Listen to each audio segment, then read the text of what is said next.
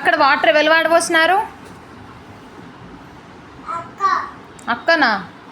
ఎట్లా పాడబోసింది అక్క?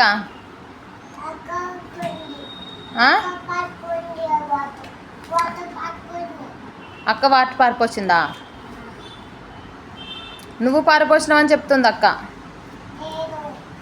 నువ్వేనా పారిపోసింది? నువ్వు పారిపోసావా?